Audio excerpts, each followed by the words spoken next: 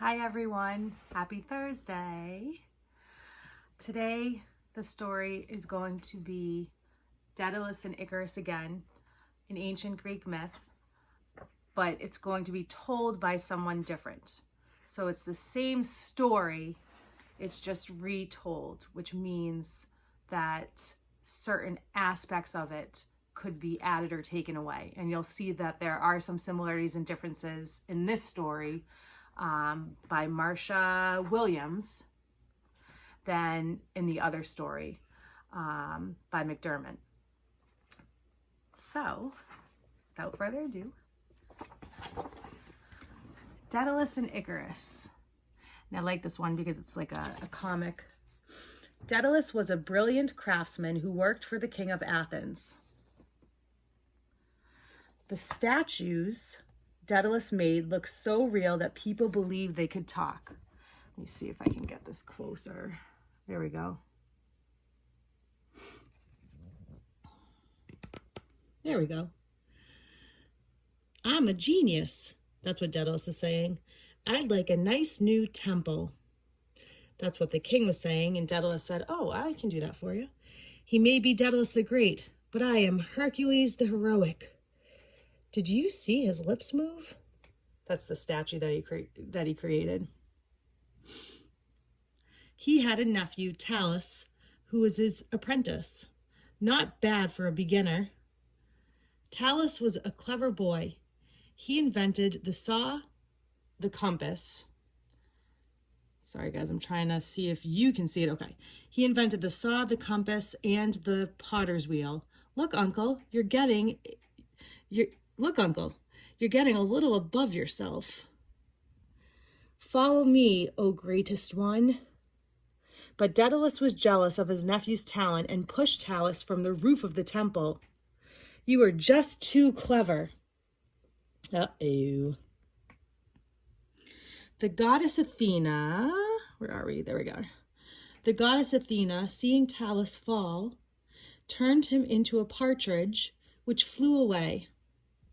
But Talus's body lay crushed, lay crushed on the ground, and Daedalus feared punishment. So, with his son Icarus, he fled to Crete, where King Minos welcomed him. Daedalus made many beautiful statues and temples, furniture, and vessels for King Minos. He also made the labyrinth, a confusing maze of passages where the man-eating Minotaur lived. King Minos was afraid that Daedalus might reveal the secret way in and out of the labyrinth. So he imprisoned Daedalus and his son on the island. Sorry, but you are here for life. That's what the king's saying. There must be some way out. That's what they're thinking.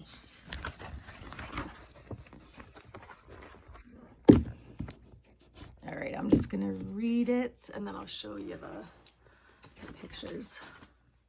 But Daedalus hit on a clever plan. He and Icarus would fly like birds away from Crete. We'll fly away like birds, Icarus. You're a genius, Dad. Using feathers bound with wax and twine, he made them both a pair of wonderful wings. A little wax here and a little twine there, and a feather or two. As he fixed Icarus's wings to his son's back, Daedalus warned his son, I'm going to be a bird. That's what Icarus is saying because he's so happy. Keep still, Icarus, his dad's saying. Wet wings won't work, his dad warned. Do not fly too close to the sea or your wings will get wet. Nor too close to the sun or the wax will melt. Featherless wings won't fly. And there's a bird that says, so true, next to Icarus. Stay close to me, Icarus. I've got wing wobble, Dad. Then Daedalus and Icarus rose into the air and flew away. People below were amazed. They thought they must be seeing gods. There goes Zeus and Hermes. At first, Icarus stayed close behind his father. Let's try holding wings, Dad. Oh, that's so sweet. But soon he was overwhelmed with the joy of flying. Come back. Here I am. Zoom, you can't catch me.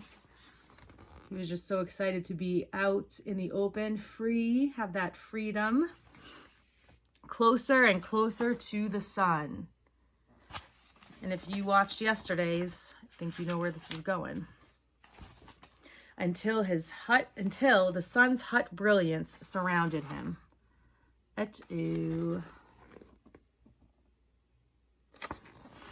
Then suddenly Icarus felt the wax melt. He saw feathers floating all around him.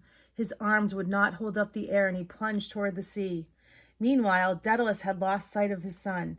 Stop playing games, Icarus, his dad said. Icarus, where are you?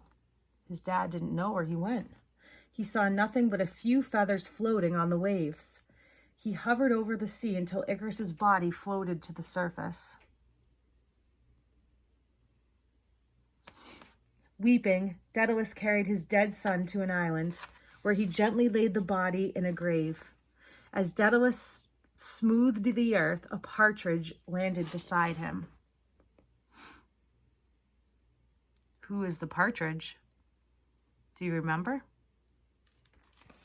Daedalus believed it to be the spirit of his nephew, Talus, and he knew that the gods had at last punished him by allowing Icarus to fall to his death, just as Talus had done. So he's being punished for pushing his nephew off.